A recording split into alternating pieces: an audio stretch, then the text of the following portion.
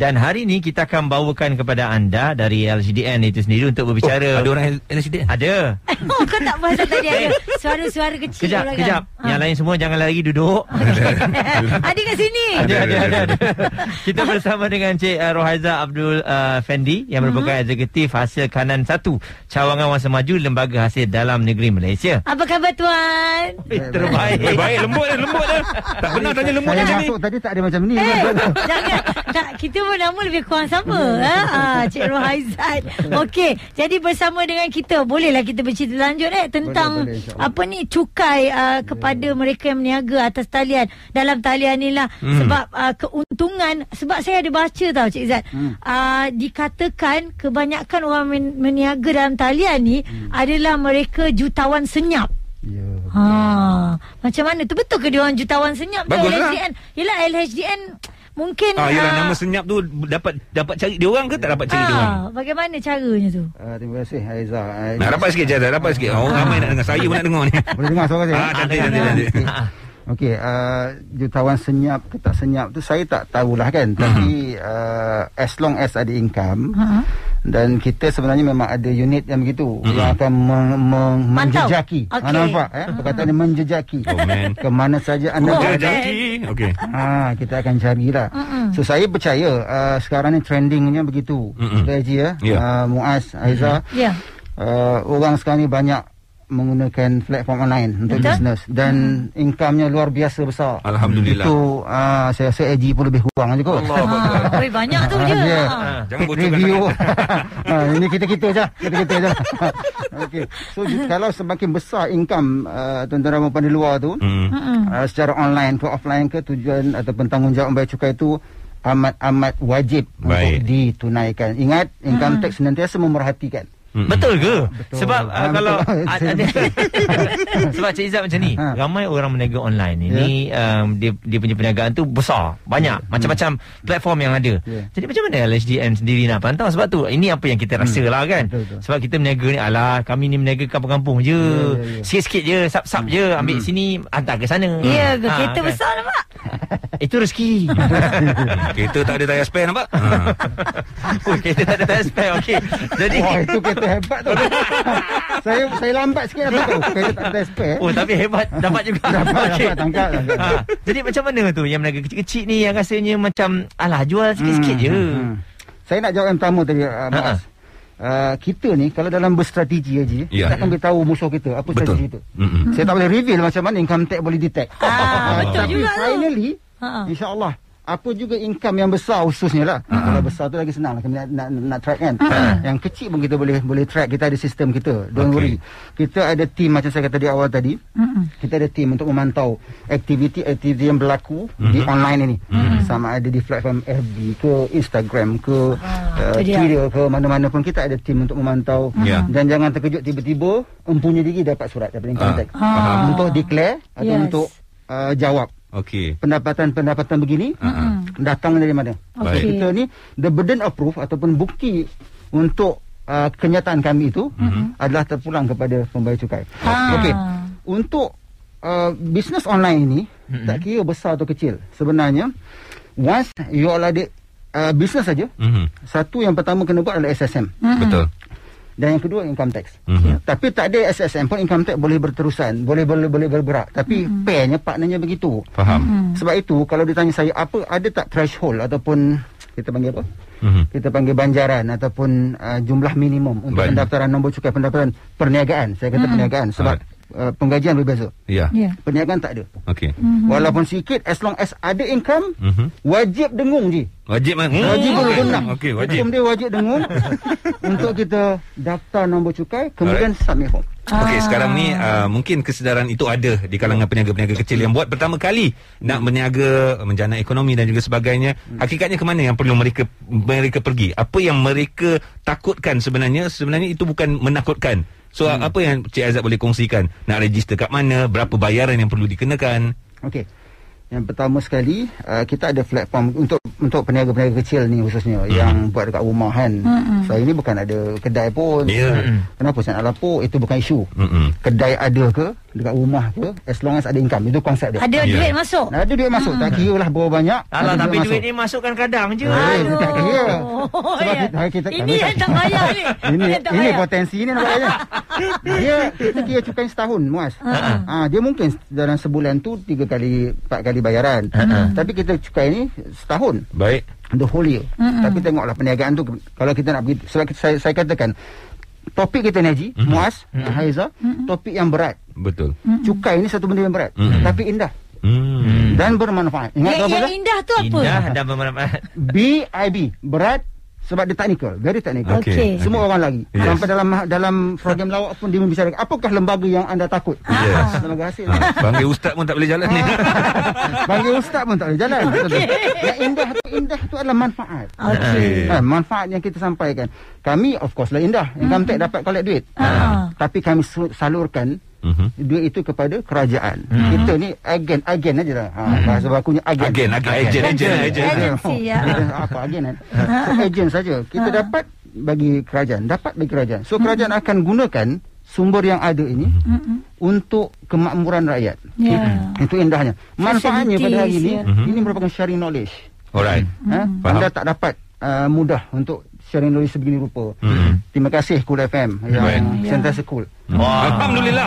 Okey. Okey. Sebentar lagi mungkin Cik Aizat boleh kongsikan tengah-tengah PKP ni tak ada diskaun ke? Ada lagi kita nak tanya mungkin jumlah minimum pendapatan.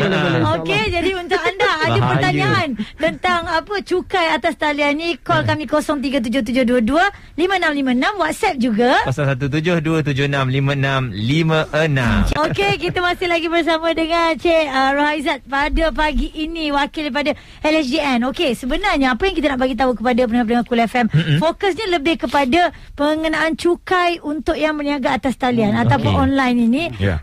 Kita nak minta juga daripada Cik Aizat bagi tahu, adakah mereka ni nak tunggu LSDN kejar ataupun declare sendiri sebenarnya?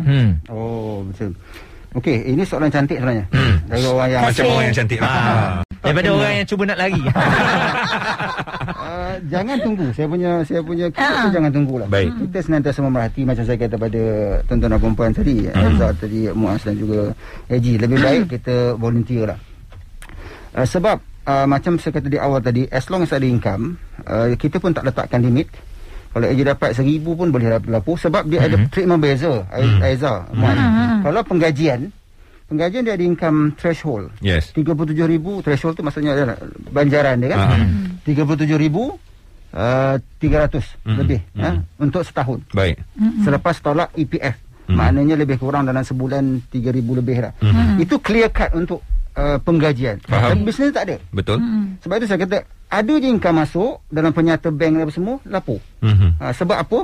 Dia ada dua kemungkinan yang berlaku. Perniagaan ni untung dan rugi, betul? Betul. Untung itu okey lah, kami happy lah. Bila untung kami happy. Makin tinggi untung Haji, kami happy. Tapi rugi pun kami tidak terlalu happy. Sebab you all boleh bawa kerugian itu untuk tahun akan datang. Kita set off. Okey. Sebab itu saya tak boleh letakkan satu threshold. Dan saya suka nak ingatkan Haji, Muaz dan juga Haiza. Dalam KL Menjerit ada satu saya KL Menjerit tak ada bayaran jualan. Semua ni tak ada makna. So ada satu dialog lah. Azhar Hussein dia bagi pada Rosyamno. Yes, nampak Muaz tengok tengok. Tapi dah lupa, jangan tanya lagi. Itu je saya ingat. Dia kata orang luar, orang barat memandang pelumba haram itu satu yang tak baik. Sebab rintangannya itu tak sama. Berbeza. Dilihat. Sama jugalah dengan income tax itu. Sebab itu kita tak letakkan threshold. Sebab halangan ataupun perbelanjaan tak sama. Baik. Haji punya bisnes mungkin perbelanjaan so and so. Haizal ini mungkin tak sama. Mungkin ini perbelanjaan lain. Begitu juga dengan pelepasan cukai. Sebab itu kita tak boleh letakkan threshold. As long as ada income, lapor. So jangan tunggu. Soalan perlu tunggu ke tak? Tak perlu tunggu. Kalau tunggu itu berbahaya. Bila sampai ditangkap, maka akan ada penalti. Kami happy. Ya, betul. Sebut penalti, as long as ada benda yang meningkatkan income, meningkatkan collection kami happy. Yang KPI tu. KPI. Kami ada. Sebab kalau declare awal-awal, lepas tu kalau tahu dia punya cara, banyak penolakan yang berlaku. Dia boleh avoid penalti. Yang paling penting lagi, dia avoid penalti. Penalti ni satu kerugian besar untuk pembayar cukai. Saya ni bukan, saya orang income tax. Ada penalti saya happy, tapi itu bukan saya punya target utama lah. Yes. Kita nak educate. Kalau boleh nak elak kan. Tak payahlah kita bayar macam sepatutnya. Income tax ni tu membayar sepatutnya tau. Yes. Lebih tak nak, kurang tak nak. Lebih pulang. Nampak. Lebih pulang betul. Lebih tak dapat kurang lagi lah kami cari lah. Kurang kami cari. Kurang kami cari betul lah. Betul. Ya. Tapi janji bayar. Itu sebab jangan tunggu income tax cari. Sebab di income tax cari bukan kosong-kosong cariannya. Carian itu berisi. Okey. Sama-sama dengan penalti. Saya nasihatkan income tax ni, pembayar cukai di luar sana, bakal pembayar cukai, teruslah. Okey. Laporkan pendapatan. Baik, ini antara apa yang peniaga online cuba fikirkan. Yes. Bila dia dah meniaga tu, dia cuba sebelum LHDN datang, dia dah tukar perniagaan. Okay. Maksudnya sebelum dia tak tahan lagi dah 2 tahun cantik ni, kita ubah perniagaan. LHDN masih tak dapat punya. Track record dia bagaimana? Bagaimana caranya tu? Kita cuba untuk bijak. Tapi sebagai pelarian cukai lah lebih kurang. Ini bijak lah sekarang ni. Dunia sekarang ni tanpa sempadan kan. Ada saja kaedah. Kita pergi sini, dia pergi sana. Tapi macam saya kata, sepandai-pandai tupai melompat, akhirnya jatuh ke tanah juga. Kena juga. Sesal dulu pendapatan Haji. Ya, betul. Sesal kemudian tiada gunanya. Cukai pendapatan. Alamak. Nampak? Itu yang baru Itu yang baru. Tiada gunanya pergi kat cukai pendapatan juga. Ada gunanya tu. Ada gunanya. Okey, kalau kita lihat jumlah minimum ni, ada tak orang kata jumlah minimum pendapatan perniagaan online nak daftar nombor tak cukai? Macam saya kata langsung tak ada lah. Untuk pendapatan online tak ada. Sama ada online atau offline ni tak sama je. Sebelum kita go further tu, online dan offline ni treatment kita sama. Cuma bezanya apakah perniagaan kita nak cukai tu. Dulunya AG, Muaz, dulu kita punya cara hidup kita traditional way, konvensional. Semua itu berniaga melalui fizikal. Kedai runcit Ahong, kedai gunting mutu, Salon Melan. Kedai tayar orang nak masuk online pada waktu itu sangat takut, betul? Sangat luar biasa ketakutan sebab tidak ada jaminan. Tidak ada jaminan untuk kita masuk. Betul tak betul ni kita rupa pun tak tahu ni. Betul tak betul dia hantar pada waktu itu memang itulah dia punya keadaannya. Tapi sekarang berbeza. Sekarang luar biasa berbezanya. Sampai makan pun kita gunakan online. Kita yakin sekarang. So kita santuni. Dulu percukaian sama, kaedah percukaian sama. Tax rate-nya sama. Cuma tax rate itu akan berubah mengikut tahun. Bila government melalui Kementerian Kewangan bentangkan dalam bajet, dia mungkin ada pindaan macam Aji kata, ada ke diskaun. Diskaun tak ada, dia pengurangan tax rate. Adalah beberapa pelepasan yang kita santuni rakyat berdasarkan situasi COVID-19. So nak kata diskaun tak ada. Tapi potongan tu banyak juga diberikan. Potongan still banyak. So untuk setahun kan. Kaedah cukai sama, relevan sepanjang masa. Cuma kita berubah mengikut masa dan ketika. Tax rate-nya mungkin berubah masa dan ketika. Tapi kita tengok apa jenis perniagaan. Kalau online lah. Kalau offline lah. Kaedah sama, cuma sama. Cuma perbelanjaan online ni dia ada, mungkin dia nak update server apa semua tu lah. Itu boleh ditentu. Cik Azad, mungkin berbalik pada soalan saya yang awal tadi, bagaimana ada Cik Azad dah jawab tadi. Tapi nak bantu. Bagaimana nak bantu mereka yang zero ilmu mengenai lembaga hasil dalam negeri ni? Maknanya lembaga hasil diorang takut, diorang cabut. Lembaga hasil diorang rela tak bayar daripada diorang pergi sikit-sikit ataupun dia pergi bayar. Walhal kalau diorang tahu betul-betul tak banyak pun penolakan. Silap-silap macam Aizah katakan, silap dapat pulangan lagi kan. Kemana mereka harus pergi? Pertama sekali ke lembaga hasil lah. Lembaga hasil nak dapatkan information yang tepat di lembaga hasil. Untuk perniagaan ni dia ada satu lagi option. Satu, tanya saya lah contohnya. Tanya orang yang tahu, arif lagi bijaksana tentang itu. Pergi ke lembaga hasil, pergi mana-mana kaunter, tanyakan khidmat nasihat. Dan sekarang ni pun di lembaga hasil dia ada satu tim, Haizah, Muaz dan juga AG. Kita tim pendidikan cukai. Saya bagus. adalah bagi knowledge tenaga pengajarnya. Nak kata tenaga sangat tak berapa nak tenaga. Sebab cara bercakap tu macam tenaga. Tapi awareness tu penting lah, memang penting. So kita nak create awareness lah. Tim itu ditubuhkan untuk bagi taklimat untuk bagi buat counter company kalau TV3 boleh sebut TV3 boleh Media Prima ni inilah tempatnya saya tengok atas bawah ni dia kadang-kadang kita sebut salah ni masalah je ni salah rumah teruk juga nanti so boleh Media Prima ni boleh jemput kami kita buat counter kita bagi taklimat kepada ini kepada pembayar cukai ni and then persatuan-persatuan pun yang ada peniaga-peniaga di bawahnya peniaga wati ke apa nama tu lah peniaga Bumi Putra dan sebagainya boleh jemput kita untuk kita bagi tax awareness kepada mereka sebab cukai ni untuk Malam Haji, Muaz dan juga Haiza bukan satu benda yang orang suka betul. Kalau dalam Malaysia ni Haji, Muaz dan juga Haiza kata undang-undang kita katakan kepada tuan-tuan dan puan rakyat Malaysia anda diberi pilihan. Untuk bayar cukai pun boleh, tak bayar cukai pun tak dapat. Kita enjoy. Kalau boleh. Kalau boleh. Ini dalam mimpi ni kalau. Haji saya tak tahu. Haji punya keputusan apa? Saya pilih bayar atau tidak? Saya bayar. Saya bayar. Untuk sekolah anak-anak saya bayar. Sebab tuan ada kat sini saya cakap saya bayar. Saya nak jalan yang cantik saya bayar. Itu sini. Nampak? Itu sini. Tapi majority. Kata orang Indonesia ni mayoritas. Di luar sana of course kami milih tidak bayar cukai. Sebab sebahagian duit kita bagi orang lain tanpa ada sebab. Betul lah. Tapi konteks di Malaysia ni kita ada undang-undang. Sebab itu kita kena bayar. Still kena bayar cukai sebab kita tertaluk kepada undang-undang.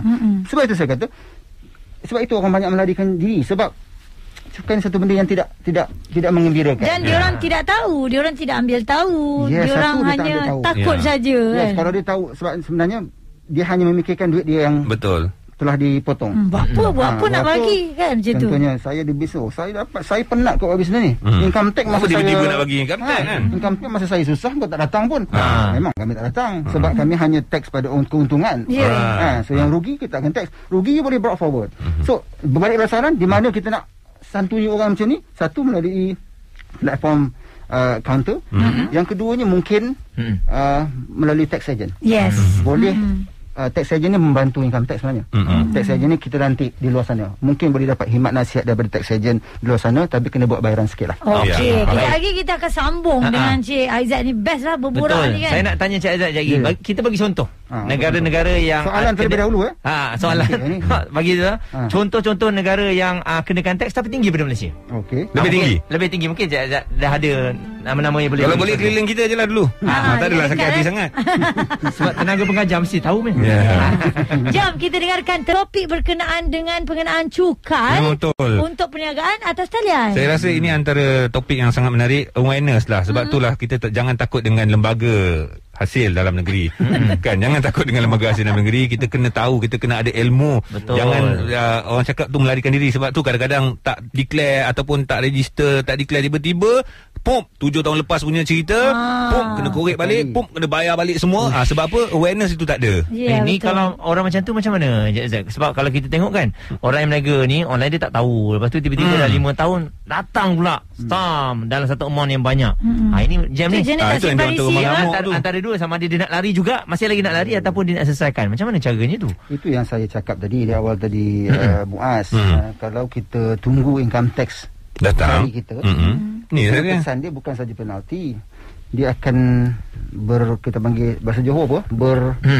Apa tu? Berputar. Redundant. Berulang. Bahasa Johor cakap macam tu, redundant. Dia bertimpa-timpa. Bertimpa-timpa.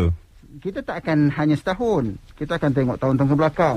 Ada potensi atau tidak income yang sama akan diperolehi oleh pembayar cukai tersebut pada tahun-tahun yang terdahulu. Itu sebab kesan dia orang yang betul lah, dia akan marah. Betul tak? Tiba-tiba income tax bagi surat anda dikenakan cukai untuk tahun taksiran bermula 2016 contoh sampai 2019 2020. Tahun taksiran tu maksudnya tahun yang dikenakan dia lah. Bagus Ini pendidikan langsung kita ini cerita kita je. Tapi pendengar akan dengar. Kita kira cukai ni setahun ke belakang.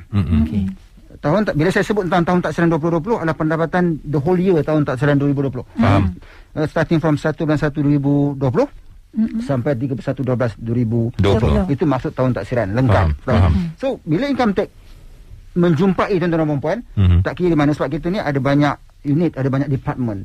So ada yang kita panggil Abang Long. Alamak. AG saya bagi peringatan langsung dari Cool FM. Kalau Abang Long sudah turun, alamak.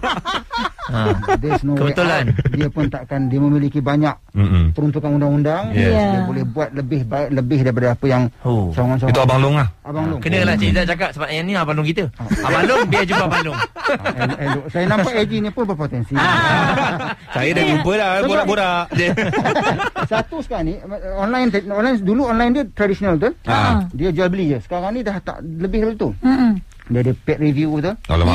Nampak AG? Nampak. Paid review sedang kiri. Paid review termasuk juga. Termasuk lah. Apa juga transaksi sekarang Semua. Sekarang ni sudah luar biasa berubah. Kita sejajar dengan perubahan sistem Tapi teknologi. saya ni banyak orang hantar makanan, saya bagi free je. Free tak apa. Free tak apa. Itu saya Alhamdulillah. paid review yang berbayar lah. Maksudnya sedap lah, mantap Pak Abu. Yang Ini beria paling padu. Maksudnya LHDN boleh notice bila dia beria sangat promote tu. Tu bayar tu. Jadi kan ada yang jenis berbayar kan. Ada yang free tak apalah. Artis yang kebanyakan membantu media social influencer tu kadang-kadang memang dia buat duit dari sini. Betul. Apa guna dia ada follower ramai. juta-juta. Betul. Akhirnya tak boleh buat something. Dari situlah. Itu sebab income online ni bukan tertakluk pada perniagaan itu. Jadi bukan jual beli servis saja, bukan Dah jual beli berubah. barang, tak. Sama ada you buat marketing, you buat social paid review tu, berjujah-jujah kata orang Perak. Banyak orang masuk dia charge. Yes. Marketing itu merupakan income. Yes. Semudah saja income tax ni, as long as ia adalah income, Betul. maka kita akan tax. Wah, imam makcik jual goreng pisang pun sama ke? Ini menarik. Kita jangan pandang enteng dan juga pandang rendah pada orang yang jual pisang. Warung tepi jalan Warung tepi jalan. Kadang-kadang dia orang bijak rasa ni. Dia ada Grab Food, boleh sebut Betul. Boleh. Pun tak tahu yang mana satu saya boleh sebut ni. Grab Food. Tak apa, biar dia orang jelas. Tak apa. Panda apa semua tu. Dan dia merupakan transaksi online apa? Yes. Dia bukan sahaja setakat fizikal tepi jalan. Memang kita nampak tak ada je. Tapi rupanya income daripada yang itu jauh online lebih order. Itu pun income yang wajib dengung tadi. Bayar. Konsep dia. Nampak? Dia ada terkecuali Tak ada kecuali. As long as mudah je income, as long as income. Kalau Kalau imam budak umur 3-4 tahun, as long ada income atas nama dia pun akan dikenakan charge. Dia buat paid review. Budak tu berbeza. Dia ada lain-lain. Sebab ini saya kata ini merupakan topik apa? Berat, indah. Satu lagi apa Mantap tadi? Pak Abu. Bermanfaat. Nampak? Mantap. Ya itu je kita ingat. Saya ingat saya cerita tentang awal-awal tadi kan. Mantap Pak Abu. Mantap Pak Abu dia ingat. So, kalau macam budak-budak ni dia ada ialah payment. Dia bukan kita sebab dia underage. Dia tak boleh direct pada dia, tapi dia ada kaedah lain. So kita boleh berjumpa daripada next episode lah. Next episode dia cantik. Saya rasa tu penjaga lah kot Okey. Dia lebih kurang macam tu. Dia tak boleh direct pada dia sebab dia bawah umur. Tadi itu yang kita bawakan untuk anda hari ini, AJ Hazar dan juga Muaz, cerita mengenai LHDN tapi online, yang mana sekarang ni memang tengah grow up, ramai orang yang memang bisnes online. Alhamdulillah rezeki pun banyak kan. Betul, sebab kita tertarik dengan ramai usahawan-usahawan muda, usahawan-usahawan berjaya. Alhamdulillah, syukur, tapi tanggungjawab perlu dilaksanakan juga. Mungkin ada di antara anda, saya tak ada produk, saya tak simpan pun, saya cuma dropship je. Dropship pun kena juga. Ada duit as masuk long kan? ada duit masuk kan. Okey, ada WhatsApp ni. Assalamualaikum, saya Aizat, kawan kepada Tuan Ruhaizat. Nama sama. Dia kata janganlah takut. Boleh saya keluar tak boleh. Dia kata janganlah takut nak declare tax. Kalau jualan online 1 juta masuk bank, sementara kos dan belanja perniagaan yang dibenarkan dah 900,000, yang kena declare hanyalah 100,000 saja. Bukannya sejuta. 100,000 sikit je cukai kena bayar, tak sampai installment BMW 7 Series untuk 3 bulan. Dahsyat. Kirakan siap-siap Ini kalau yang meniaga besar-besar ni kan. Tapi yelah, maksudnya banyak tu tak adalah orang kata dia betul lah apa dia kata tu. Dia bukan total tu kita. Contohnya jualan AG, jual tudung contohlah. 1 juta, bukan kita tax 1 juta. Dia ada belanja, saya kata belanja. Belanja tu yang tolak-tolak dia ada. Kalau dalam konteks penyata kewangan dia ada cost of goods sold. Dia beli stok boleh tolak. Beli ni boleh tolak. So akhirnya mungkin net profit 100,000 macam tu. Itu yang kena tax. Jangan persepsi salah, saya ada juta, mati laku. Kena tax daripada next profit je. Bukan gross income, bukan gross sales. Bukan. Jadi peniaga online anda dah boleh sedarlah sebenarnya anda juga dikenakan cukai. Dan kalau ada kecurigaan, mungkin Cik Aizat boleh bagi tahulah bagaimana cara mereka nak dapatkan pesanan, nak dapatkan nasihat ni. Okey, untuk masalah-masalah berkaitan dengan teks lah. Kita ada hasil Careline lah. Kita boleh hasil Careline nampak tak? Care. Kita caring. Yes. Sharing is caring. So kita boleh call 0389 11 1000. 0389111000. Okey. Betul saya rasa betul tu. Betul lah. Kalau bos Saya ulang ni, saya ulang je. Nampak tak dia punya KPI sebelang lah tu. Ataupun pergi website kita. Website itu macam-macam. Macam-macam information ada. Ada apps pun. Ada apps MyText. Senang. Itu apps baru boleh kita download dari Android ke ataupun tu. Kemudiannya dalam website kita ada macam-macam. Satu lagi item dalam website tu kita ada EduZone. EduZone. EduZone tu dalam tu ada slides, ada macam ni kalau dirakamkan contohlah. Boleh kita akan paparkan semua dalam EduZone tu. Okay, boleh recall balik lah kan. Boleh tanya. Kemudian macam tu lah. Kemudian kita ada chat boleh. And then kita ada FB groups boleh. Pergilah like FB group Income Tax kalau suka lah. Kalau tak suka nak dapat info kan. Tapi itulah perbualan kita ni pun sebenarnya anda boleh dengar balik dekat Catch Up Cool di kulafm.com.my. Selain daripada itulah kita. Baik, terima kasih banyak Cik Razak kerana hadir bersama dengan kami. Satu last question yang sangat-sangat penting sebelum Cik Azad tinggalkan Cool FM. Tak ada face mask lebih. Cantik tu ada LSDN punya lambang tu nampak nampak macam staff lah. Nampak pakai macam takut sikit orang. orang. Saya pakai ni pun sebab masuk konti ni. So face mask ni pun kita beli. Cuma saya nak bagi last word lah. Okay. Tanggungjawab pembayar cukai rukunnya satu, daftar. Daftar nombor cukai pendapatan. Kemudian dah lepas daftar nombor cukai pendapatan, sekarang ni konsep e-filing. So dapatkan PIN number di lembaga asal. Kemudian create password, submit form. Jangan lari daripada cukai. Saya suka untuk satu kenyataan daripada negarawan Amerika Syarikat. Benjamin Franklin sebut. Dalam dunia ni banyak benda kita boleh lari elak kecuali dua benda. Satu, mati. Saya tak quote lagi ayat Quran, kullu nafsin za'iqatul maut. Setiap hidup mati. Mati tak boleh elak. Yang kedua boleh kata? Cukai Tax. So buat begitu tak? Maka saya suka untuk mengajak semua pendengar Cool FM menjadi manusia yang bertanggungjawab. Sebab setiap duit yang kita bayar cukai itu dirasai oleh rakyat teramai. Mungkin Aizah bayar cukai, adik dia rasa. Mungkin Eji bayar cukai, rakan-rakan dia rasa. Melalui kita tak tahu kan benda-benda yang disalurkan. Sebab betul. Itu kita dalam Islam pun Haji, dalam Islam pun kata dalam surah Az-Zariyat ayat 19. Nampak? Kita dengar Ustaz harian tu mati saya ni. Kita interview Ustaz ni. Ustaz saya sini. Setiap harta yang kita miliki itu ada bahagian lain. Orang lain. Orang miskin yang meminta dan orang miskin yang tidak meminta. Maka jangan takut.